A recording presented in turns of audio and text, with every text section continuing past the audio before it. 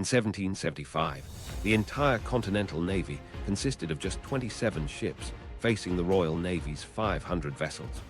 Today, that same Navy projects power across every ocean with a fleet worth over $400 billion. The transformation is staggering, but the most incredible part isn't the ships or the technology. It's the series of critical decisions and breakthrough moments that made it possible. From wooden frigates to nuclear-powered supercarriers, we'll trace the exact turning points that built the world's most feared naval force. But this story doesn't begin with the revolution itself. The foundation for American naval dominance was laid decades earlier, hidden within the colonial maritime culture that most would dismiss as merely commercial shipping. The colonial maritime foundation that built an empire. By the 1750s, these colonies possessed a maritime foundation that most nations could only dream of building. American shipyards produced 1/3 of all British merchant vessels, with Massachusetts alone launching over 100 ships annually. These weren't crude fishing boats, but sophisticated ocean-going vessels that competed directly with European craftsmanship. The colonies operated the largest merchant marine fleet outside of Britain itself, with over 6,000 registered vessels carrying goods between Caribbean sugar islands, European ports, and colonial harbors. This massive commercial network created exactly what future naval power required: experienced captains, skilled crews, and shipbuilding expertise. Colonial ports developed into genuine maritime centers that rivaled European harbors. Boston's wharves stretched for miles along the waterfront, handling 500 ship arrivals annually by the 1760s. New York's protected harbor became the preferred staging area for British naval operations, with repair facilities capable of servicing ships of the line. Charleston's deepwater port served the Southern Theater, while Philadelphia's shipyards on the Delaware River produced vessels renowned for their speed and durability. These ports didn't just load and unload cargo. They maintained complex networks of chandlers, riggers, sailmakers, and naval stores that would prove essential for supporting wartime fleets. The privateering system created a generation of combat-experienced naval commanders decades before independence. During the War of Jenkins' Ear against Spain, colonial privateers captured over 300 enemy vessels, generating enormous profits while learning advanced seamanship. The 7 Years' War expanded this training ground, with American captains commanding armed vessels in Caribbean waters and learning to coordinate with Royal Navy squadrons. Men like Jeremiah O'Brien and John Barry gained their first combat experience during these conflicts, mastering the art of commerce raiding that would define early American naval strategy. Colonial participation in British naval operations provided training that money couldn't buy. During the 1758 Siege of Louisburg, colonial vessels worked alongside Royal Navy ships in complex amphibious operations. American sailors learned fleet coordination, signal systems, and the intricate logistics of maintaining wooden warships in hostile waters. The 1762 capture of Havana involved 15 colonial vessels supporting British operations, giving American crews first-hand experience with large-scale naval warfare. These campaigns trained hundreds of officers and thousands of sailors who would later form the backbone of the Continental Navy. Shipbuilding capabilities in Massachusetts and Pennsylvania established the industrial foundation for naval expansion. The Quincy shipyards produced vessels known throughout the Atlantic for their innovative hull designs and superior sailing qualities. Pennsylvania's shipwrights developed techniques for rapid construction that would prove crucial during wartime expansion. Colonial shipbuilders mastered the art of modifying merchant vessels for military service, adding gun ports and reinforcing decks to handle cannon weight. The 1745 conversion of Massachusetts trading vessels into the armed ships Prince of Orange and Boston demonstrated this flexibility, transforming peaceful merchants into effective warships within weeks. Geographic advantages shaped colonial naval thinking in ways that Europeans couldn't match. The Chesapeake Bay's 200 miles of protected waterways created natural training grounds for small vessel operations. New England's rocky coastline and numerous harbors offered perfect bases for hit-and-run tactics against larger enemies. The extensive river systems of the Hudson, Delaware, and Connecticut provided secure shipbuilding locations far from enemy raids. Colonial commanders learned to use these geographic features tactically, developing strategies based on local knowledge rather than European battle line tactics. Economic incentives drove maritime development beyond simple necessity. Successful privateering voyages could generate returns of 300% or more, attracting investment capital that built larger and faster vessels. The profitable triangle trade between New England, the Caribbean, and Africa created demand for ships capable of long ocean voyages with valuable cargoes. Colonial merchants competed aggressively for shipping contracts, spurring innovations in vessel design and navigation techniques. This profit motive ensured continuous improvement in maritime technology and seamanship skills. The timber resources of colonial forests provided materials that European nations had to import at great expense. New England's white pine masts were considered superior to Baltic timber and were specifically reserved for Royal Navy use. Oak forests in Pennsylvania and Virginia supplied the strong, durable wood needed for ship hulls. Colonial ironworks, particularly in Pennsylvania, produced anchors, cannon, and fittings that met Royal Navy standards. This combination of raw materials and skilled craftsmanship created a shipbuilding industry capable of rapid wartime expansion. Colonial maritime culture extended beyond professional sailors to create a broad base of nautical knowledge. Coastal communities from Maine to Georgia depended on the sea for their livelihoods, producing men comfortable with shipboard life and ocean navigation. Colonial colleges like Harvard and Yale taught mathematics and navigation to gentlemen students, creating an educated officer class. Taverns in port cities served as informal maritime schools, where experienced captains shared knowledge with younger sailors. This maritime foundation provided the Continental Congress with assets that most revolutionary movements could never hope to possess. The colonies entered their independence struggle with thousands of experienced sailors, dozens of capable shipyards, established supply networks, and commanders who understood both commerce raiding and fleet operations. The infrastructure existed to maintain vessels, the skilled workforce could rapidly expand production, and the financial networks could fund naval operations. Yet possessing these advantages and successfully wielding them against the world's dominant naval power would prove to be entirely different challenges. Revolutionary desperation breeds naval innovation. The Continental Congress faced an unprecedented challenge in October 1775. The Royal Navy controlled the seas with over 500 warships, while the 13 colonies possessed exactly 0 naval vessels under unified command. British naval supremacy had taken centuries to build, supported by established dockyards, trained officers, and vast financial resources. The colonists had to create a fighting force capable of challenging this dominance, using whatever materials and personnel they could scrape together. Congressional debates over naval creation raged for 5 grueling months, revealing deep divisions about America's maritime future. Rhode Island delegate Samuel Ward championed naval construction, arguing that commerce raiding could devastate British trade while proving American resolve to potential European allies. Ward calculated that capturing just 50 British merchant vessels would pay for an entire frigate squadron. Massachusetts Representative John Adams supported Ward, insisting that naval power was essential for any nation seeking independence and international recognition. The opposition came from Southern delegates who viewed naval expenses as wasteful diversions from land-based military needs. South Carolina's Christopher Gadsden argued that colonial resources should focus entirely on Continental Army expansion rather than challenging British naval supremacy directly.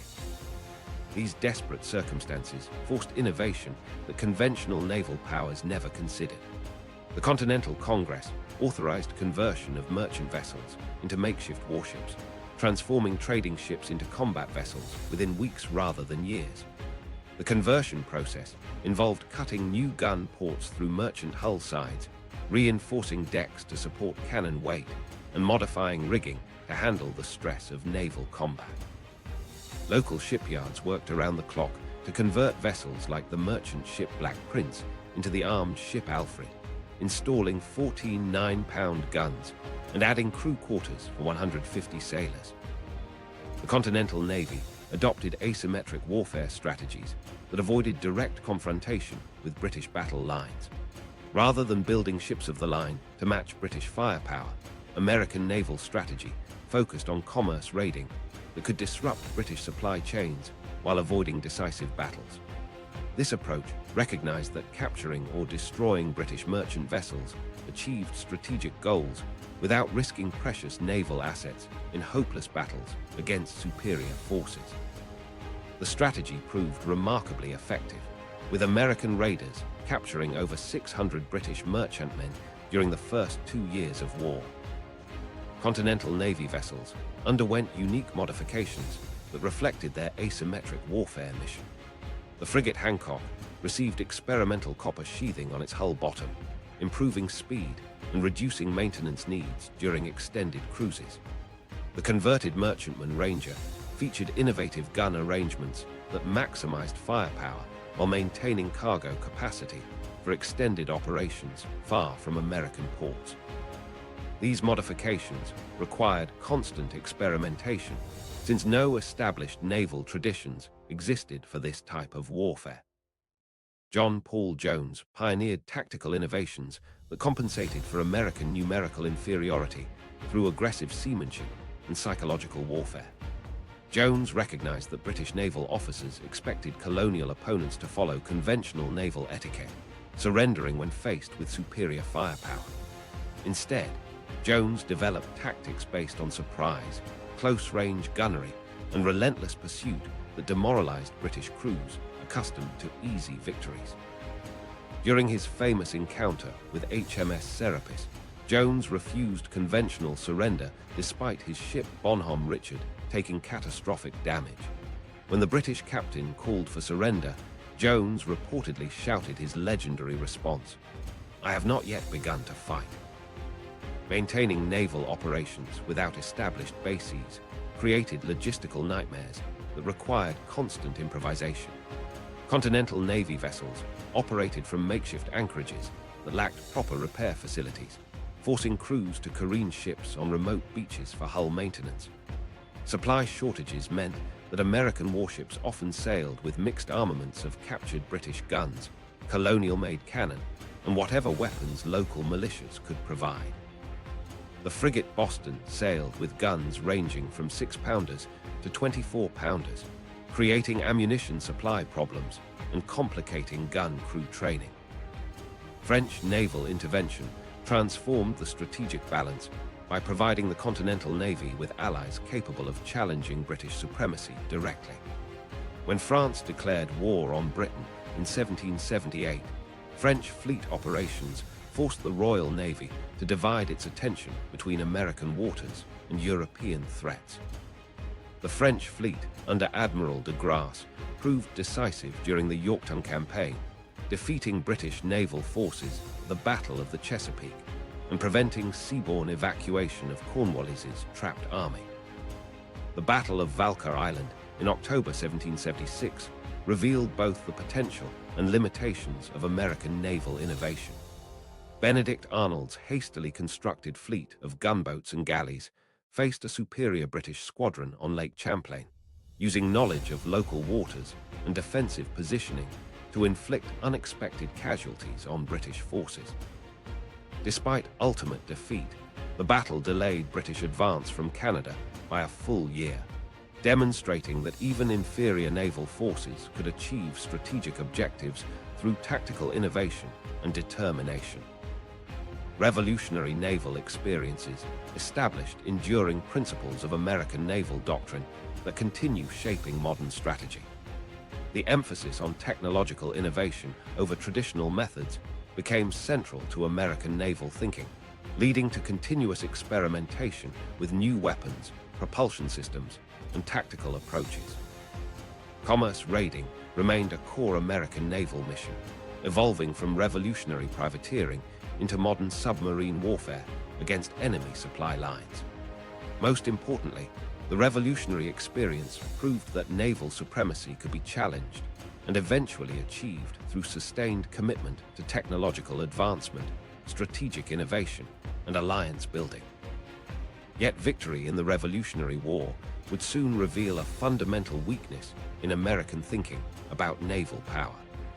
The very success of improvised wartime measures convinced many leaders that permanent naval forces were unnecessary luxuries rather than essential national assets. The forgotten decades that nearly killed naval power.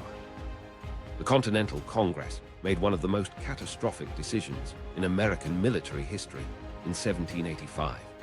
After spending 8 years fighting for independence, they completely disbanded the Continental Navy and ordered the sale of every remaining warship. The last vessels of America's Revolutionary fleet went to private buyers for a fraction of their construction costs. The frigate Alliance, which had carried John Paul Jones to European waters and transporting diplomatic missions across the Atlantic, sold for just $26,000. The sloop of war Saratoga went for even less, purchased by merchants who stripped out the guns and converted her back to peaceful commerce. Within months, the United States possessed 0 naval vessels under government control, making it the only major maritime nation without any form of naval defense. American merchant ships became sitting targets for every predator on the high seas. Barbary corsairs from Morocco, Algiers, Tunis, and Tripoli had operated in the Mediterranean for centuries, seizing Christian vessels and selling crews into slavery. Under British protection, colonial merchants had enjoyed safe passage through these dangerous waters. Independence removed that protection overnight. The corsairs struck immediately, capturing 11 American merchant vessels in 1785 alone. The brig Maria and schooner Dauphin fell victim to Algerine raiders who seized their cargoes and marched 21 American sailors into bondage. European privateers joined the assault on defenseless American commerce, with French and Spanish raiders treating American vessels as legitimate prizes during their ongoing conflicts. Congress watched helplessly as maritime disasters mounted with no means of response.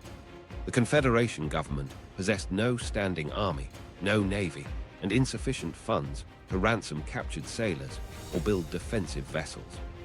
Captain Richard O'Brien and his crew from the captured ship Dauphin spent over a decade in Algerine prisons while Congress debated whether to pay ransom or attempt military rescue.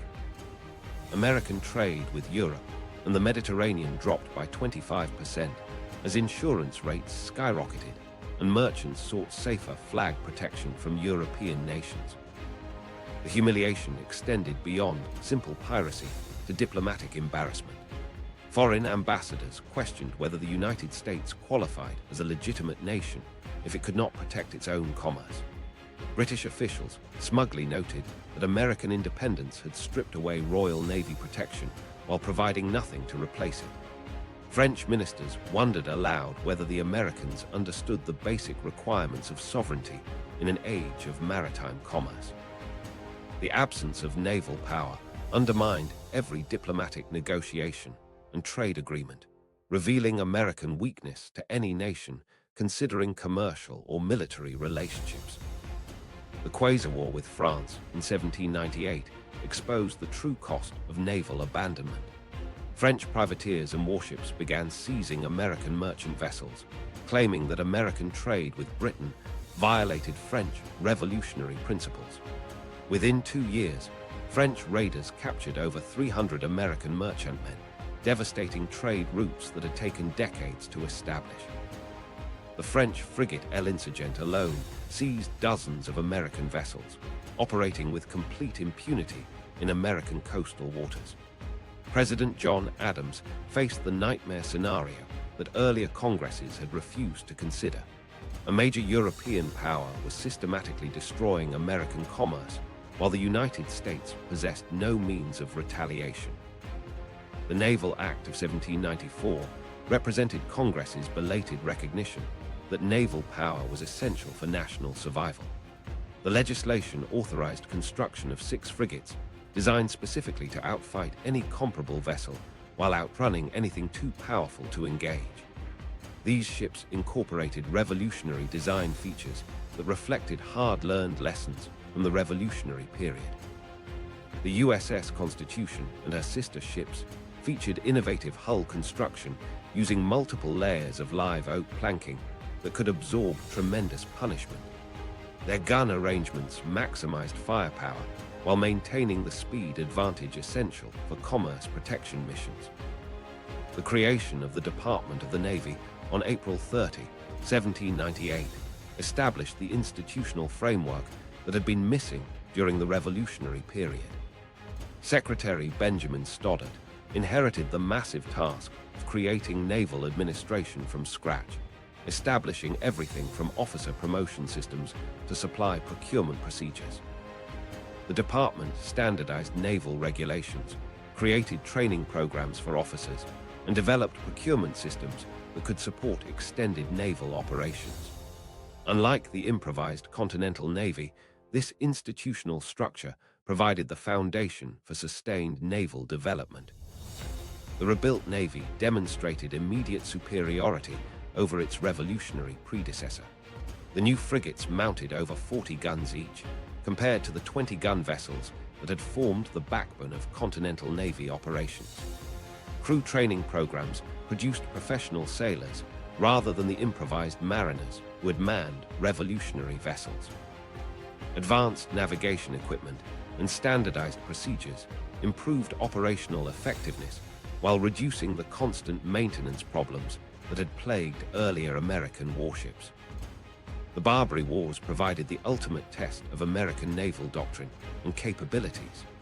Commodore Edward Prebles's squadron operations in the Mediterranean between 1803 and 1805 demonstrated that American naval forces could project power thousands of miles from home bases.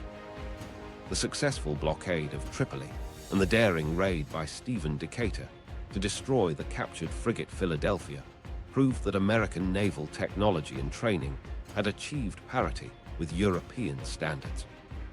The cycle of disbandment and rebuilding taught lessons that shaped American naval policy for the next 2 centuries. The catastrophic vulnerabilities of the 1785-1794 period demonstrated that naval weakness invited aggression, while naval strength deterred potential enemies. Most importantly, the experience proved that temporary naval forces could not protect permanent national interests, establishing the principle of continuous naval preparedness. By 1812, this rebuilt American Navy would face its greatest test against the world's most powerful maritime force. David versus Goliath, the War of 1812 naval shock. When war erupted, the Royal Navy commanded the seas with over 600 warships, including more than 100 ships of the line that could obliterate any opponent in direct battle. Against this maritime colossus stood the United States Navy with exactly 16 vessels, 7 frigates, 3 sloops of war, and 6 smaller craft. The mathematical reality was stark. Britain possessed 40 times more naval firepower than America. Royal Navy officers viewed the coming conflict as little more than a policing action against colonial upstarts who had forgotten their place. British Admiral Herbert Sawyer confidently predicted that American resistance would collapse within months once the Royal Navy applied proper pressure to coastal cities and commerce routes.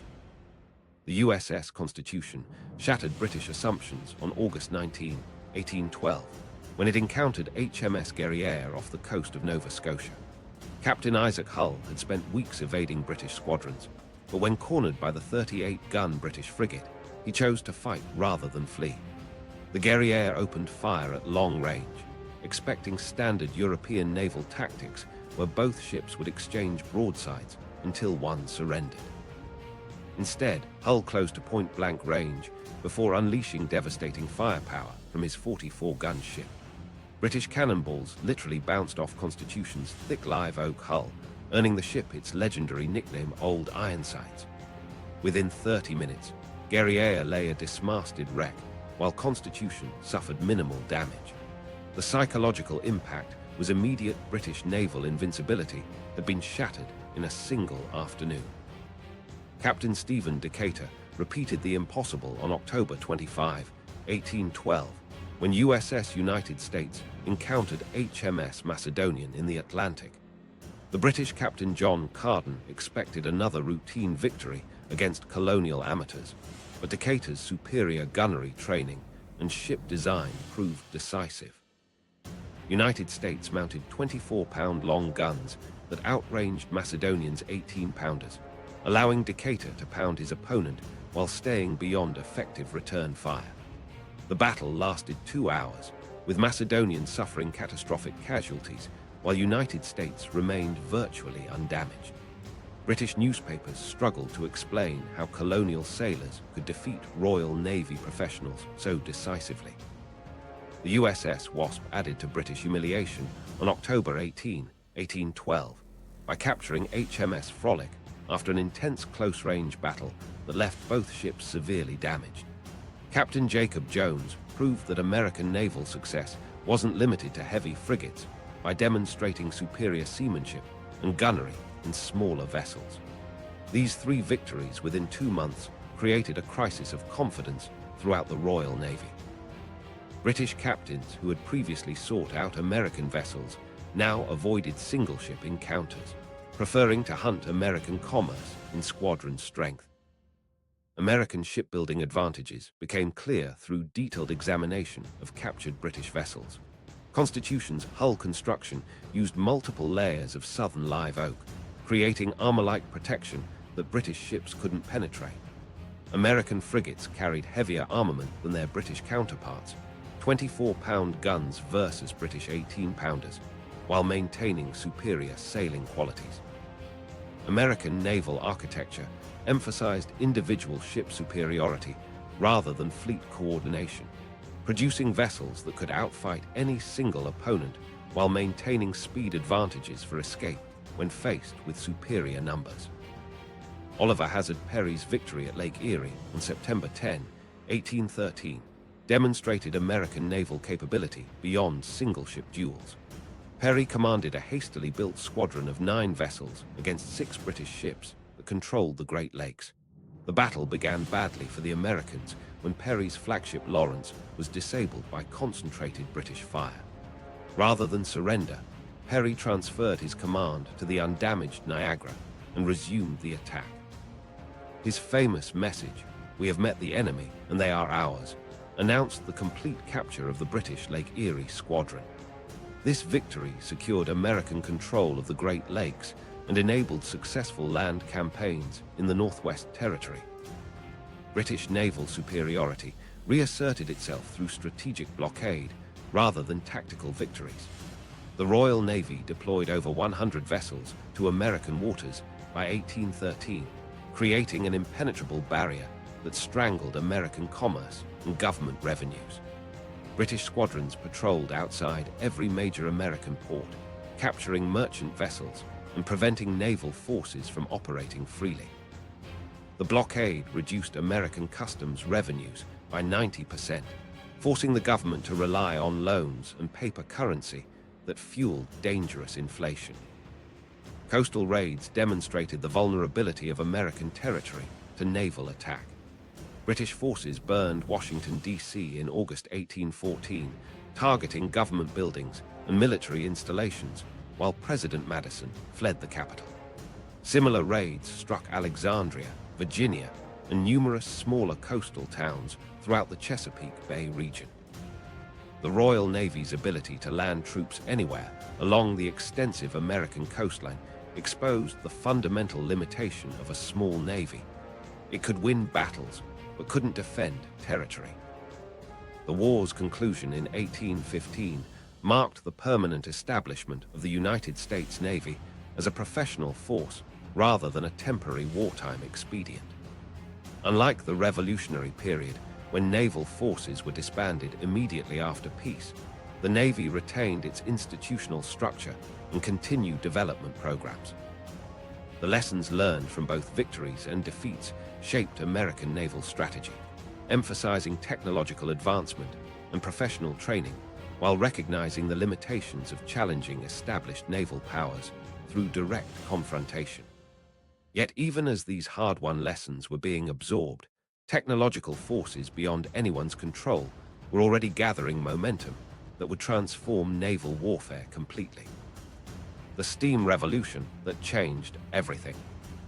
Robert Fulton's experimental warship, Demologos, launched in 1814 as America's first attempt to harness steam power for military purposes. The vessel measured 156 feet in length and featured a unique twin-hull design with paddle wheels protected between the hulls. 2 steam engines drove the paddle wheels at a maximum speed of 5 knots, making Demologos slower than most sailing frigates in favorable winds. The ship mounted 24 heavy cannon and featured thick timber armor designed to resist enemy fire. Despite its limitations, Demologos represented a crucial first step toward mechanized naval warfare. The vessel's trials demonstrated that steam power could move heavily armored warships without dependence on favorable weather conditions, though the technology remained primitive and unreliable. Paddle wheel technology dominated early steam warship design but created significant tactical vulnerabilities. The massive wheels extended beyond the ship's hull, making them easy targets for enemy gunfire. A single well-placed shot could disable the propulsion system and leave the vessel helpless. Naval architects recognized this weakness and began experimenting with screw propellers that operated beneath the waterline.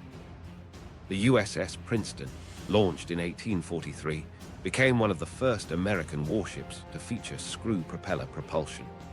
The Princeton's underwater propeller proved far more resilient to battle damage while providing superior speed and maneuverability compared to paddle wheel designs. Steam propulsion revolutionized naval operations by enabling missions impossible for sailing vessels. River warfare became practical for large warships since steam power could overcome strong currents that would trap sailing ships. The Mississippi River and its tributaries became accessible to naval operations, opening vast inland regions to maritime influence. Extended ocean patrols no longer depended on favorable winds, allowing warships to maintain scheduled presence in specific areas. Steam-powered vessels could approach enemy coastlines against prevailing winds, conduct bombardments on precise timetables, and withdraw before enemy reinforcements arrive. These capabilities transformed naval strategy from opportunistic operations dependent on weather to planned campaigns executed with mechanical precision.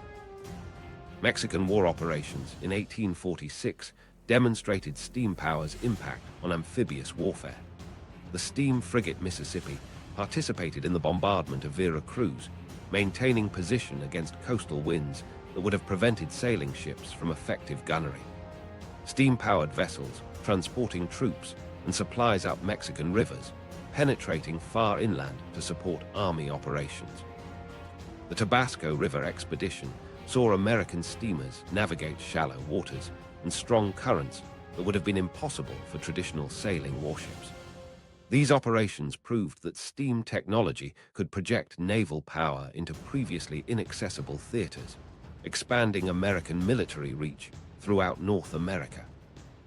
America's expanding global presence relied increasingly on steam-powered gunboat diplomacy. Steam warships could arrive at foreign ports on schedule regardless of weather conditions, demonstrating American power through reliable presence rather than opportunistic visits. The steam sloop of war sign conducted diplomatic missions throughout the Pacific, maintaining American interests in Hawaii and California with unprecedented consistency. Steam power enabled the Navy to respond rapidly to crises in distant waters, arriving with sufficient force to influence local situations before they escalated beyond control. Foreign governments learned that American steam warships could appear anywhere along their coastlines within predictable timeframes, making resistance to American demands increasingly futile.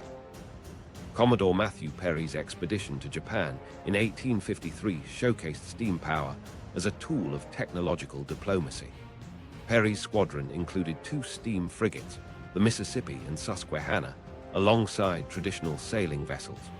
The Japanese had never seen steam-powered ships and regarded the smoking, mechanical vessels as supernatural phenomena. Perry deliberately used his steamers to demonstrate American technological superiority, conducting tactical maneuvers that proved steam power's advantages over traditional sailing craft. The psychological impact was enormous, convincing Japanese leaders that resistance to American demands was hopeless against such advanced technology. Perry's mission opened Japan to Western trade through technological intimidation rather than military conquest. Coaling stations became the Achilles heel of steam-powered naval operations. Unlike sailing ships that could operate indefinitely with adequate food and water, steam vessels required regular coal supplies that sailing ships never needed. The Navy established coaling depots at key ports worldwide, creating a logistical network that stretched from Norfolk to Hong Kong. These stations required constant maintenance, security, and massive coal stockpiles that represented enormous investments. Enemy attacks on coaling stations could paralyze entire squadrons, making these facilities high-priority targets during conflicts. The coaling requirement fundamentally changed naval strategy, forcing commanders to plan operations around fuel availability rather than tactical considerations alone. Industrial capacity replaced traditional seamanship as the foundation of naval power. Steam warships required trained engineers, machinists, and stokers who understood mechanical systems rather than wind and weather patterns. Naval academies expanded curricula to include thermodynamics, mechanical engineering, and industrial manufacturing processes. Shipyards invested in steam hammers, precision boring machines, and metallurgical facilities needed to produce reliable steam engines and boilers.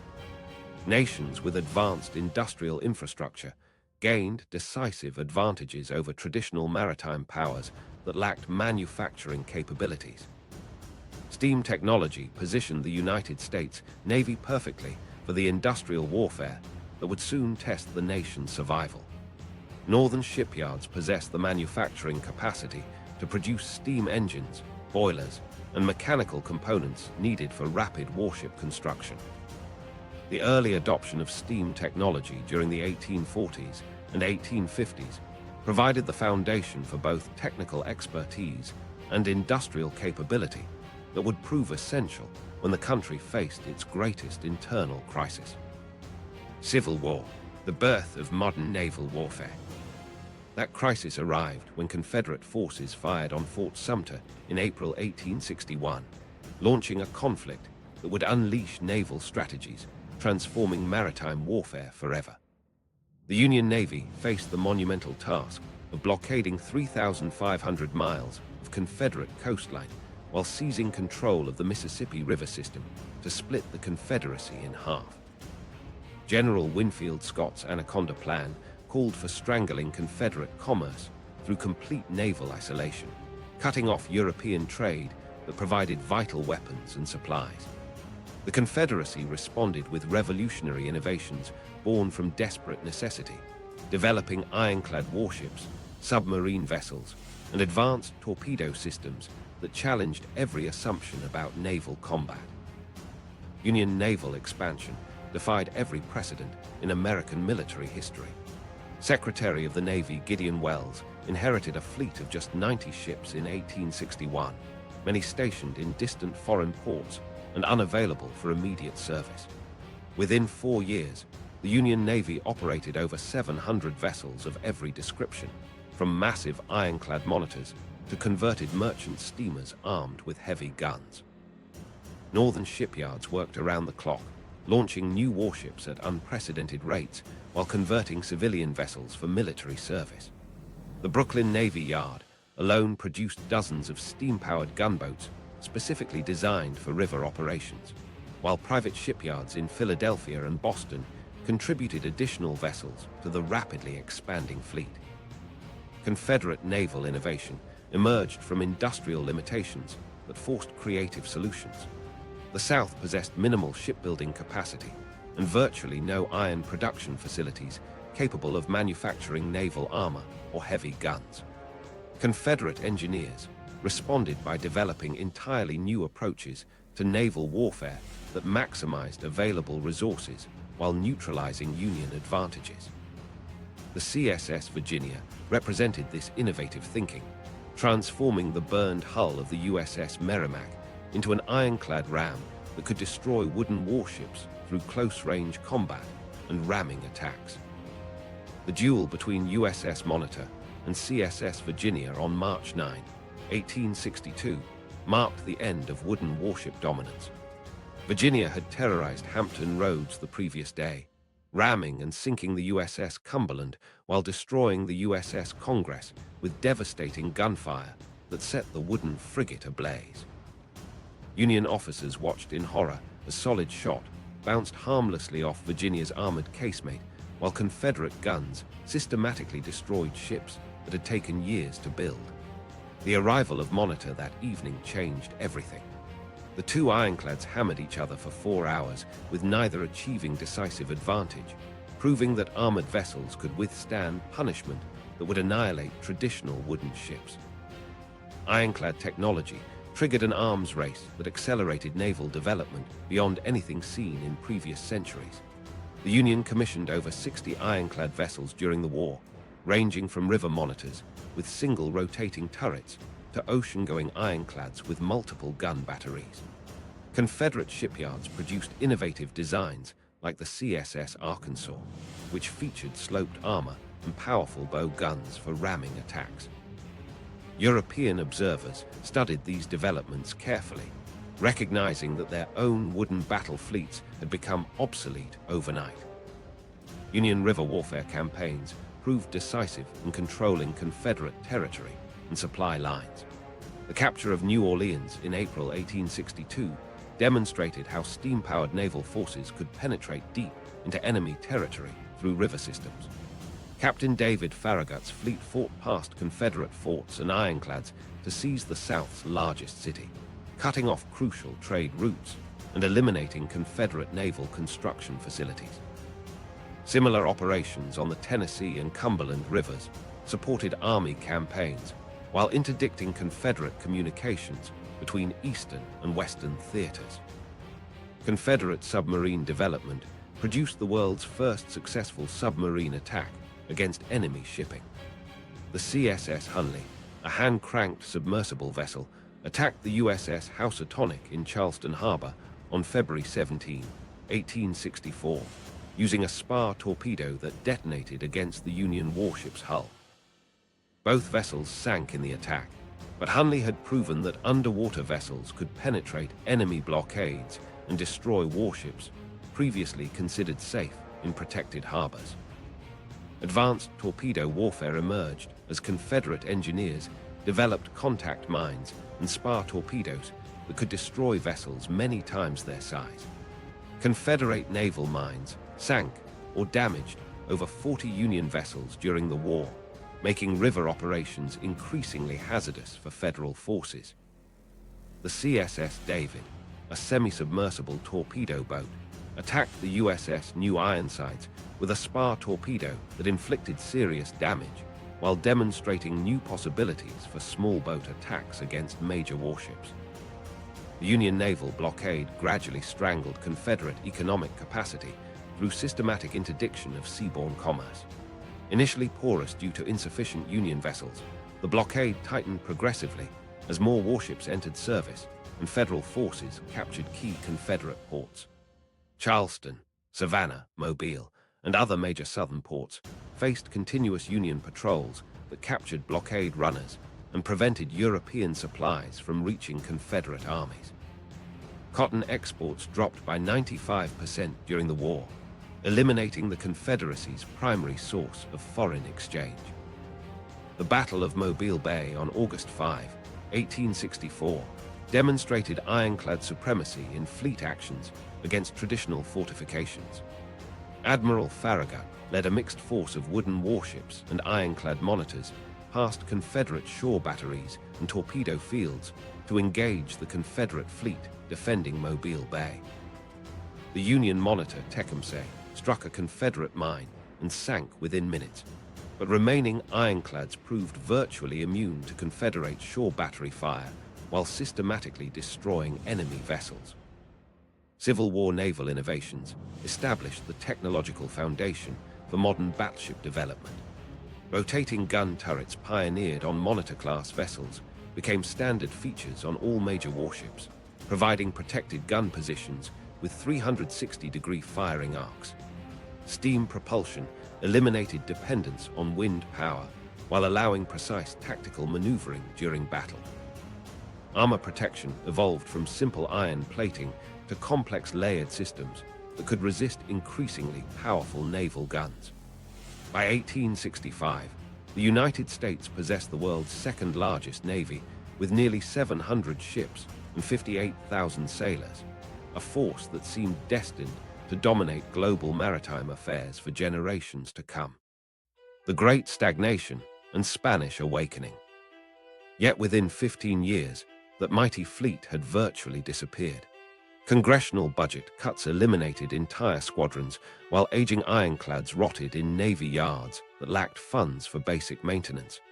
By 1878, the Navy employed just 6,000 men, operating a handful of obsolete vessels that European powers openly mocked.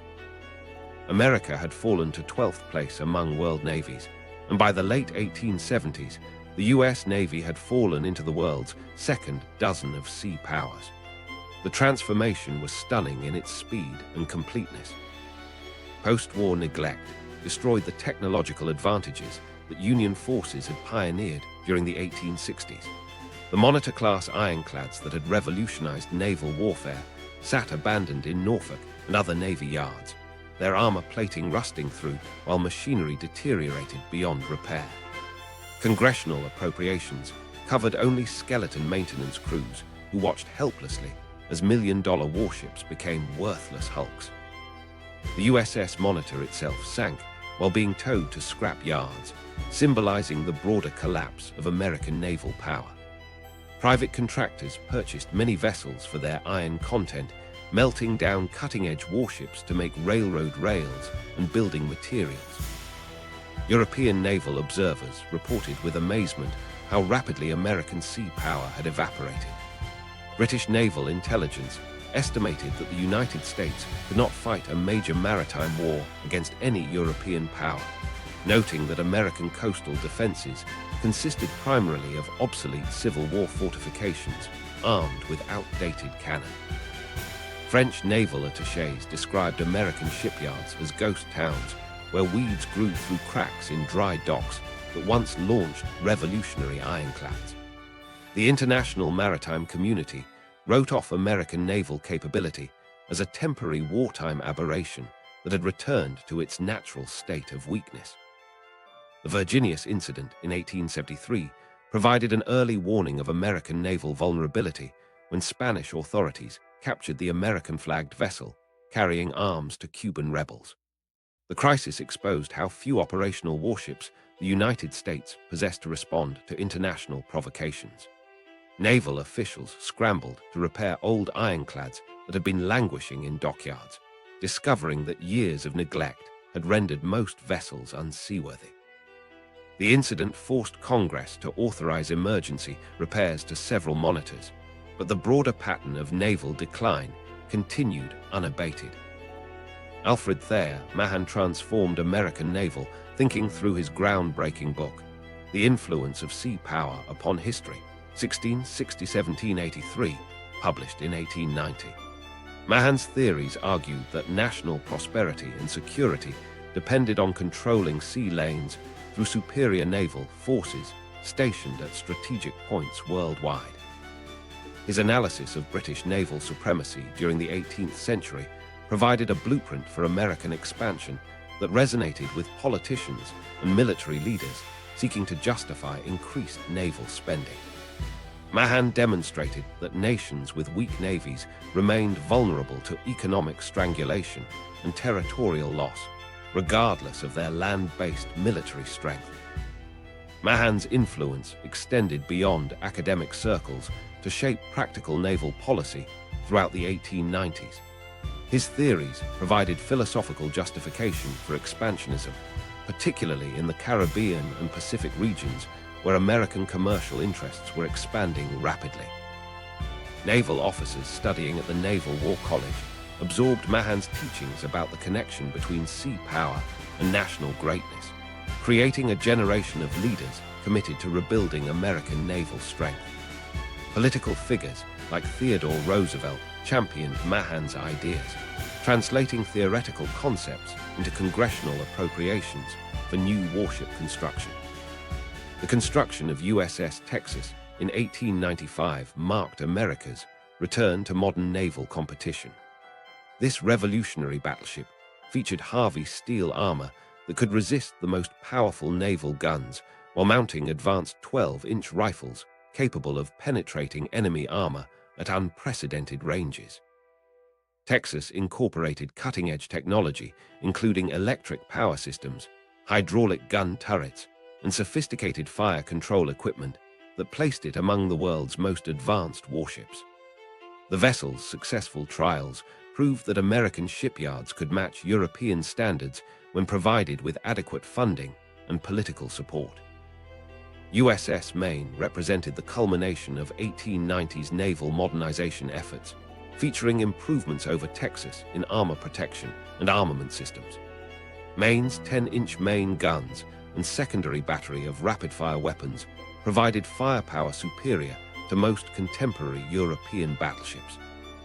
The ship's design incorporated lessons learned from foreign naval developments while maintaining distinctively American characteristics like enhanced crew accommodations and advanced damage control systems.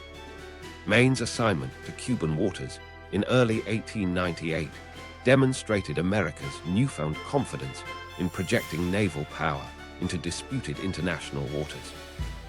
The explosion that destroyed Maine in Havana Harbor on February 15, 1898, provided the catalyst for war with Spain. The blast killed 266 sailors and triggered immediate demands for military retaliation against Spanish forces in Cuba. While subsequent investigations revealed that the explosion likely resulted from internal causes rather than Spanish sabotage, contemporary public opinion blamed Spanish treachery for the disaster. The incident crystallized growing tensions over Cuban independence while providing war advocates with an emotional rallying cry that made conflict virtually inevitable. Commodore George Dewey's victory at Manila Bay on May 1, 1898, demonstrated the effectiveness of American naval modernization in spectacular fashion. Dewey's Asiatic squadron approached the Spanish fleet at dawn, opening fire at 5,400 yards with devastating accuracy that reflected superior training and equipment. Spanish vessels returned fire ineffectively, their obsolete guns unable to reach American ships that maintained optimal firing distances throughout the engagement. Within hours, the entire Spanish Pacific Fleet lay destroyed, while American forces suffered minimal casualties. Only one slightly damaged vessel and a single death due to heat stroke. The war's conclusion within months of its beginning validated Mahan's theories about naval power while establishing the United States as a global maritime force. Swift victories in both oceans demonstrated that technological superiority could achieve decisive results when combined with professional training and adequate resources. Congressional appropriations for naval expansion increased dramatically following these successes, enabling construction of additional battleships and supporting vessels needed for sustained global operations. The Spanish-American War proved definitively that naval technological advancement was essential for projecting national power across oceanic distances, setting the stage for even more ambitious demonstrations of American naval capability. Roosevelt's Big Stick and the Great White Fleet. Theodore Roosevelt transformed American naval policy from defensive thinking to global projection of power. His famous motto, "Speak softly and carry a big stick," required naval forces capable of backing up diplomatic demands anywhere in the world. Roosevelt recognized that industrial nations needed overseas markets and resources, making naval control of sea lanes essential for economic prosperity. His vision extended beyond coastal defense to encompass permanent naval stations in the Caribbean, Pacific, and eventually global waters. Roosevelt understood that American industrial capacity meant nothing without naval forces to protect trade routes and project political influence across oceanic distances. The massive naval expansion under Roosevelt propelled America from regional to global naval power within a single decade. Congress authorized construction of 10 new battleships between 1904 and 1907, each incorporating technological advances that matched or exceeded European standards. The Pennsylvania-class and Connecticut-class battleships featured 12-inch main guns, advanced armor protection, and improved propulsion systems that provided both firepower and endurance for extended ocean operations. Shipyards in Newport News, New York, and Philadelphia worked simultaneously on multiple battleship projects, demonstrating industrial capacity that rivaled British naval construction. Within 5 years, the United States Navy ranked second globally behind only the Royal Navy in total battleship strength. The Great White Fleet represented Roosevelt's most audacious demonstration of American naval capability. 16 first-line battleships painted in peacetime white livery departed Hampton Roads on December 16, 1907, beginning a circumnavigation that would cover 43,000 miles over 14 months.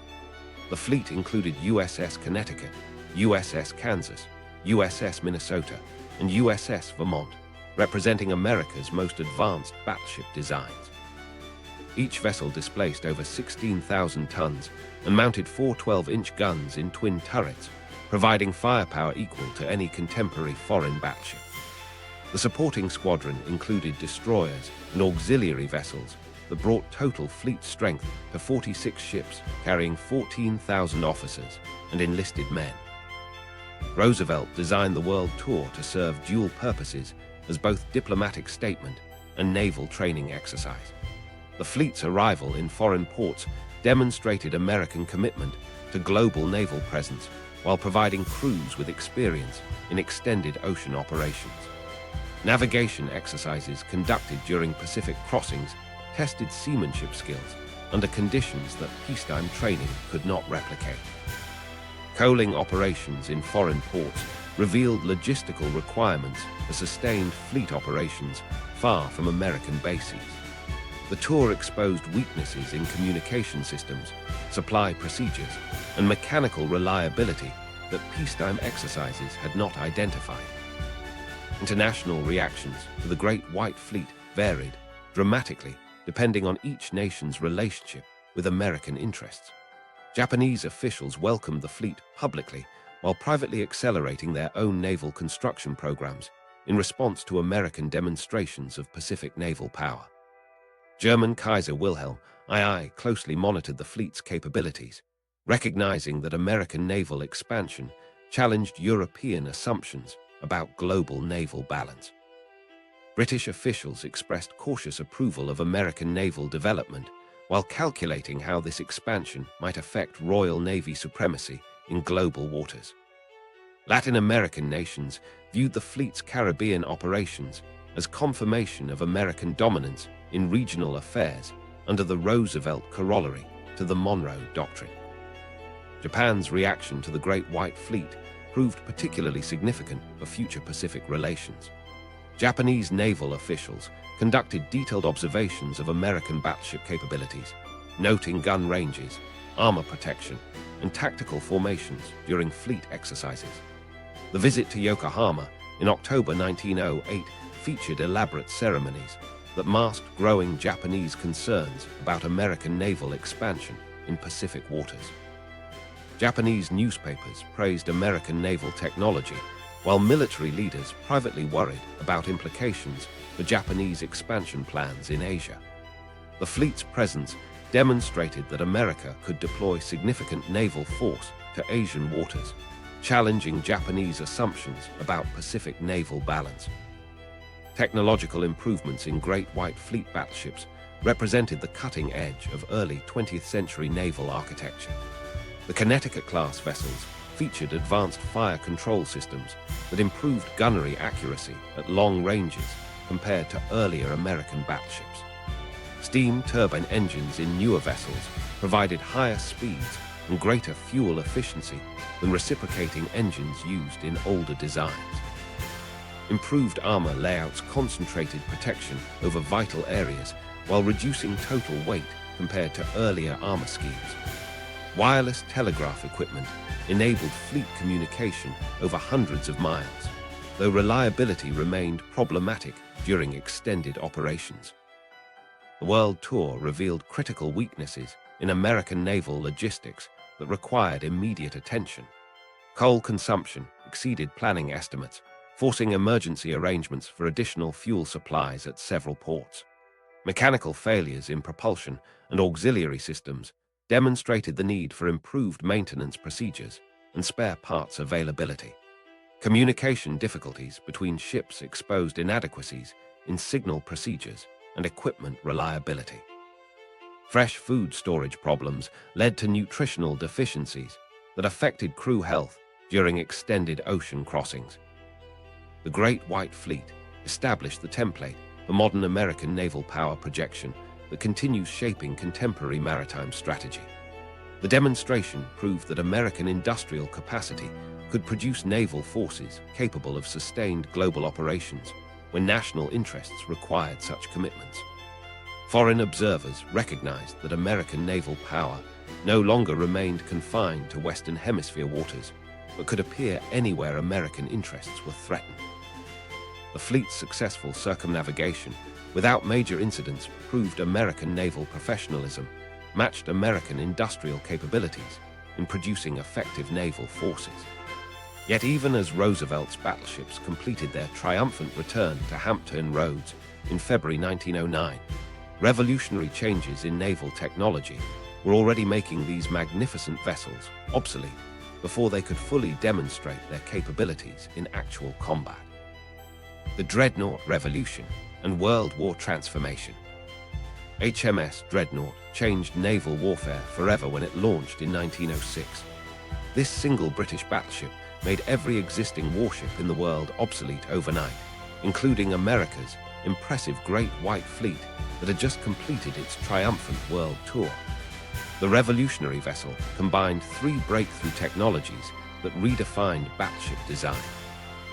Steam turbine engines provided unprecedented speed of 21 knots, far exceeding the 18-knot maximum of traditional reciprocating engine battleships. 10 12-inch guns mounted in 5 twin turrets created uniform heavy armament that eliminated the mixed gun batteries used on earlier battleships. Advanced fire control systems enabled accurate gunnery at ranges beyond 10,000 yards, nearly double the effective range of previous naval engagements. The speed advantage proved decisive in tactical situations where traditional battleships found themselves helpless. Steam turbines generated 23,000 horsepower compared to 16,000 horsepower from reciprocating engines, allowing Dreadnought to outrun any existing battleship while maintaining superior firepower. The uniform main battery eliminated confusion in ammunition supply and gunnery control that plagued mixed-caliber designs. Previous battleships mounted combinations of 12-inch, 8-inch, and 6-inch guns that required different ammunition types and separate fire control systems. Dreadnought's 10 identical guns simplified logistics while concentrating maximum firepower on single targets. American naval leaders recognized immediately that their recent battleship construction had become worthless. The 16 battleships of the Great White Fleet represented over $200 million in construction costs, yet none could match Dreadnought's capabilities in speed, range, or concentrated firepower. Congress faced the shocking reality that America's second-largest navy in the world had dropped to irrelevance within months of Dreadnought's appearance. Naval architects scrambled to design American dreadnoughts that could compete with British innovations while incorporating distinctly American improvements. America's response came through the revolutionary USS Michigan and USS South Carolina, designed simultaneously with HMS Dreadnought, but launched later due to congressional delays in funding. These vessels featured innovative superfiring turret arrangements that mounted guns at different elevations, allowing all main battery weapons to fire on the same broadside. British dreadnought could only bring 8 of its 10 guns to bear on targets directly ahead or astern, while American designs enabled all 8 12-inch guns to engage targets on either side. This tactical advantage compensated partially for America's late entry into dreadnought construction. The international naval arms race accelerated beyond anything seen in peacetime history. Britain responded to American innovations by launching HMS Neptune with improved armor and gun arrangements. Germany's Nassau-class dreadnoughts featured unique hexagonal turret layouts that maximized broadside firepower. Japan's Kawachi incorporated British technology with domestic modifications suited to Pacific operations. Within 5 years, over 50 dreadnought-type battleships were under construction worldwide as nations competed to avoid technological obsolescence in their battle fleets. Naval aviation emerged during this period as experimental technology that would eventually revolutionize maritime warfare. Eugene Ely's successful takeoff from USS Birmingham in November 1910 proved that aircraft could operate from ship platforms, though the practical implications remained unclear. Early naval aviation focused on reconnaissance missions that extended fleet scouting capabilities beyond visual range. These primitive operations laid groundwork for carrier aviation that would transform naval warfare within 2 decades. World War I transformed American naval priorities from battleship construction to destroyer and submarine chaser production. German unrestricted submarine warfare threatened to sever Allied supply lines across the Atlantic Ocean. American shipyards shifted production focus from capital ships to escort vessels designed specifically for convoy protection duties. The production of battleships gave way to the mass production of 273 destroyers and 400 submarine chasers for convoy protection and submarine suppression activities. This massive construction program demonstrated American industrial capacity while addressing immediate tactical requirements. The destroyer construction program represented unprecedented naval shipbuilding efforts that exceeded all previous American production records. Standardized designs enabled rapid construction using mass production techniques adapted from civilian manufacturing. The flush deck destroyer designs sacrificed individual ship capabilities for construction speed and simplified maintenance procedures. Shipyards in Bath, Newport News, and Quincy launched destroyers at monthly intervals, creating escort forces that could protect merchant convoys across Atlantic shipping lanes. American naval aviation expanded rapidly during World War I through reconnaissance and anti-submarine missions. The new Navy Air Corps conducted flying reconnaissance and submarine hunting operations. Naval air stations along the Atlantic coast trained pilots for overseas operations while developing tactics for coordinating with surface vessels. Flying boats conducted anti-submarine patrols that extended convoy protection beyond destroyer screening ranges. These operations proved aviation's value for naval operations while providing combat experience for pilots and ground crews. The Washington Naval Treaty of 1922 recognized fundamental changes in global naval balance that World War I created. The treaty prescribed a specific ratio of capital ships between treaty nations, acknowledging the U.S. Navy's rise to prominence. The treaty allowed the U.S. Navy an allowance for up to 525,000 tons of capital ships and 135,000 tons of the emerging aircraft carrier type. This agreement established the United States Navy as co-equal with the Royal Navy for the first time in history, confirming America's emergence as a global naval power capable of sustained operations in any theater worldwide.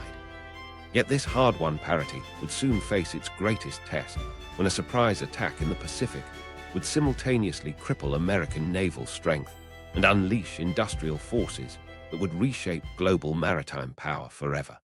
World War II, the arsenal of democracy at sea. The morning of December 7, 1941, at 7:55 hours, marked the beginning of the greatest naval transformation in American history. Japanese carrier aircraft caught the Pacific Fleet's battleships moored helplessly at their berths, sinking or damaging 8 capital ships that represented decades of naval construction and hundreds of millions in taxpayer investment. The USS Arizona exploded when a bomb penetrated her forward magazine, killing 1,177 sailors instantly. The USS Oklahoma capsized after taking multiple torpedo hits, trapping hundreds of crew members below decks. Within 2 hours, America's battle line lay in ruins, while Japanese forces achieved complete tactical surprise. Yet this devastating attack inadvertently freed American naval strategy from battleship-centric thinking that had dominated for decades. Congress responded to Pearl Harbor with the most ambitious naval construction program ever conceived by any nation. The Two-Ocean Navy Act, passed just months before the attack, had already authorized massive fleet expansion, but Pearl Harbor transformed this authorization into desperate urgency. The program called for constructing 257 new ships and producing 15,000 aircraft within the shortest possible timeframe. American shipyards received orders for 10 new aircraft carriers, 6 battleships, 27 cruisers, 115 destroyers, and 43 submarines, along with hundreds of auxiliary vessels needed to support fleet operations across 2 oceans simultaneously. American industrial capacity underwent complete transformation from peacetime manufacturing to naval warfare production within months of Pearl Harbor. Automobile factories that had produced civilian cars began manufacturing aircraft engines and naval components. Shipyards that had struggled with single-vessel construction suddenly operated multiple building ways simultaneously, launching destroyers and escorts at weekly intervals. The Kaiser shipyards pioneered assembly line techniques for Liberty ship construction, reducing building time from 6 months to just 42 days per vessel. Women entered shipyard workforces in unprecedented numbers, operating cranes, wielding torches, and assembling complex machinery that had previously required years of training. The carrier-centric strategy that emerged from Pearl Harbor's wreckage proved devastatingly effective against Japanese naval forces. With battleships sunk or damaged, American commanders had no choice but to rely on aircraft carriers that had survived the attack by being at sea during the Japanese assault. The USS Enterprise, USS Lexington, and USS Saratoga became the foundation for offensive operations that reversed Japanese expansion within 6 months. Carrier task forces could strike targets hundreds of miles beyond the range of surface ships, while maintaining mobility that made them difficult targets for enemy retaliation. American shipyard production statistics revealed manufacturing capabilities that dwarfed combined Axis shipbuilding capacity. During 1943 alone, American yards launched 140 major combat vessels, while Japanese shipyards completed just 15 new warships. German submarine construction peaked at 40 U-boats monthly, but American destroyer and escort production exceeded 50 vessels per month throughout 1943 and 1944. By war's end, American shipyards had launched over 6,000 vessels of all types, including 147 aircraft carriers that outnumbered the combined carrier construction of every other nation in human history. Technological breakthroughs provided American naval forces with decisive advantages that enemy forces could not counter. Radar systems using cavity magnetrons produced microwaves that dramatically improved detection range and accuracy compared to earlier radar technology. American radar operators could track incoming aircraft at distances exceeding 100 miles while directing defensive fighters with precision that made Japanese air attacks increasingly costly. Sonar developments included frequency-modulated pulsed active systems that could track multiple submarine targets simultaneously with single transmissions. Naval aviation benefited from advanced aircraft designs like the F-6F Hellcat and F-4U Corsair that outperformed Japanese Zero fighters in speed, armor protection, and firepower. Major Pacific campaigns demonstrated the effectiveness of carrier-based warfare doctrine that revolutionized naval strategy. The Battle of the Coral Sea in May 1942 marked the first naval engagement where opposing fleets never came within visual range, with all attacks conducted by carrier aircraft. The decisive victory, at Midway 1 month later, destroyed 4 Japanese aircraft carriers and their experienced air crews, crippling Japanese offensive capability permanently. Subsequent campaigns at Guadalcanal, the Marshall Islands, and the Philippines proved that carrier task forces could project power across vast Pacific distances while maintaining sustained operations against heavily defended enemy positions.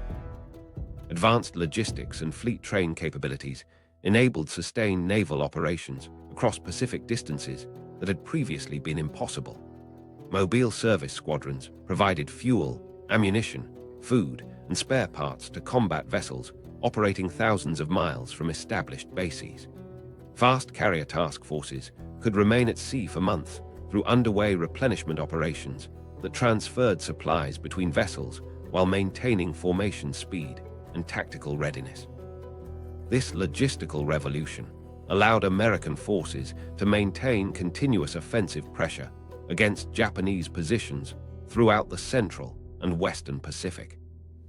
World War II established the United States Navy as the undisputed global naval superpower through both numerical and technological supremacy. American naval forces at war's end operated more aircraft carriers than all other nations combined, while maintaining technological advantages in every category of naval warfare. The industrial capacity demonstrated during wartime construction provided the foundation for sustained naval development that would continue for decades. Yet even as victory celebrations filled American ports in 1945, revolutionary advances in propulsion technology were already being developed that would transform naval warfare more dramatically than any innovation since the introduction of steam power itself. Cold War innovation and 21st century dominance. Nuclear propulsion fundamentally altered submarine warfare when USS Nautilus launched in 1954 as the world's first nuclear-powered submarine. Traditional diesel submarines required frequent surfacing to recharge batteries and replenish air supplies, making them vulnerable to detection and attack. Nuclear submarines eliminated these limitations entirely, operating submerged for months while crossing entire oceans without surfacing. The USS Triton proved this capability in 1960 by completing the first submerged circumnavigation of the globe, traveling 41,500 miles underwater in 84 days. Nuclear aircraft carriers gained similar advantages, operating for years without refueling while maintaining maximum speed regardless of weather conditions or tactical requirements. Admiral Hyman Rickover's nuclear propulsion program revolutionized submarine construction and training standards throughout the Cold War period. Rickover demanded unprecedented precision in manufacturing nuclear reactors, establishing quality control procedures that exceeded anything used in conventional shipbuilding. Nuclear submarine crews underwent extensive training in reactor operations, radiation safety, and emergency procedures that created the most technically proficient sailors in naval history. The nuclear propulsion program expanded beyond submarines to aircraft carriers, with USS Enterprise commissioning in 1961 as the first nuclear-powered carrier. Enterprise could operate at maximum speed for unlimited distances, while generating sufficient electrical power to operate advanced radar systems and weapons that conventional carriers could not support. Ballistic missile submarines became the ultimate expression of nuclear deterrence strategy during the Cold War. The USS George Washington launched in 1959, carrying 16 Polaris missiles, each armed with nuclear warheads capable of destroying entire cities. These submarines could patrol submerged for months while remaining undetectable to enemy forces, ensuring that American nuclear retaliation capability would survive any first strike attempt. The Ohio-class submarines that entered service during the 1980s carried 24 Trident missiles with multiple independently targetable warheads, making each submarine capable of devastating dozens of enemy targets. Soviet naval forces could never locate and track all American ballistic missile submarines simultaneously, guaranteeing that nuclear deterrence would remain credible regardless of enemy actions. Advanced radar systems transformed naval air defense from reactive to proactive capabilities during the Cold War period. The Aegis combat system combined powerful radar arrays with sophisticated computer processing to track hundreds of aerial targets simultaneously while coordinating defensive missile engagements. Aegis-equipped cruisers and destroyers could defend entire task forces against coordinated air attacks that would have overwhelmed earlier air defense systems. The system's phased array radar provided 360-degree coverage while maintaining continuous tracking of multiple targets at ranges exceeding 200 miles. Aegis ships could launch standard missiles against incoming threats while simultaneously tracking additional targets and preparing follow-up engagements without human intervention. Tomahawk cruise missiles provided naval forces with precision strike capabilities that revolutionized power projection during the 1980s and 1990s. These weapons could strike targets over 1,000 miles away with accuracy measured in feet rather than miles, allowing naval forces to attack specific buildings or facilities without causing extensive collateral damage. Tomahawk missiles launched from surface ships and submarines could penetrate heavily defended airspace through low-altitude flight profiles that avoided radar detection. The 1991 Gulf War demonstrated Tomahawk effectiveness when naval forces launched over 300 missiles against Iraqi targets, proving that naval strikes could achieve strategic objectives without risking aircraft or personnel. Computer integration transformed naval operations from manual to automated systems that increased effectiveness while reducing crew requirements. Early naval computers processed radar data and weapons control functions that previously required dozens of operators working with mechanical systems. Advanced fire control computers calculated optimal firing solutions while accounting for ship movement, target velocity, and environmental conditions with precision impossible for human operators. Damage control systems used computer monitoring to detect flooding, fires, and equipment failures throughout the ship while automatically activating countermeasures. These automated systems enabled smaller crews to operate more complex warships while maintaining higher levels of combat readiness. Post-Cold War adaptations shifted naval focus toward literal combat operations that required new capabilities for operating in shallow coastal waters. Literal combat ships combined high speed with modular weapon systems that could be reconfigured for different mission requirements. These vessels could operate in waters too shallow for traditional cruisers and destroyers, while providing capabilities needed for counter-terrorism and humanitarian operations. Naval forces developed specialized equipment for boarding operations, mine clearing, and small boat interdiction that reflected changing threats in the post-Cold War era. Stealth technology applications in naval vessels reduced radar signatures through specialized hull shaping and advanced composite materials. The USS Zumwalt incorporated angular hull designs and radar-absorbent coatings that minimized detection by enemy sensors. Advanced composite materials provided structural strength while reducing weight and maintenance requirements compared to traditional steel construction.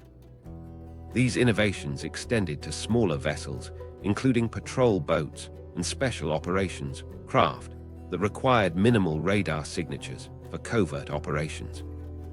Modern hypersonic weapons represent the latest evolution in naval strike capabilities, with speeds exceeding Mach 5 that drastically reduce enemy response time. These weapons can strike targets hundreds of miles away within minutes of launch, while following unpredictable flight paths that defeat traditional missile defense systems. Naval forces are integrating hypersonic weapons into existing platforms, including destroyers and submarines, providing unprecedented strike capabilities against time-sensitive targets. Current fleet composition reflects decades of continuous technological advancement and massive financial investment. The Navy operates 11 supercarriers that each represents over $13 billion in construction costs while carrying advanced aircraft worth additional billions. The Congressional Budget Office estimates that the Navy's 2025 shipbuilding plan aims to build 381 battle force ships and 134 unmanned vessels for a total force of 515 naval platforms. This plan will cost an average of $40.1 billion annually, representing 46% more than recent appropriations. The net addition of 85 ships will cost the Navy $1 trillion, according to official analysis, demonstrating the enormous investment required to maintain naval supremacy. This trajectory, from colonial maritime foundations to global technological dominance, reveals patterns that shaped American naval development across 2.5 centuries of continuous evolution. These historical patterns reveal why American naval power achieved unprecedented global reach through strategic adaptation rather than natural advantage. From the Continental Navy's desperate improvisation against British supremacy to today's trillion-dollar fleet modernization programs, success came through learning from devastating defeats, embracing revolutionary technologies, and making massive financial commitments during critical moments. The current dominance of 11 supercarriers and advanced destroyer fleets shapes international relations by maintaining open sea lanes and deterring potential adversaries worldwide. Yet naval supremacy demands constant evolution as emerging hypersonic weapons, artificial intelligence integration, and new challenges ensure this technological arms race never ends.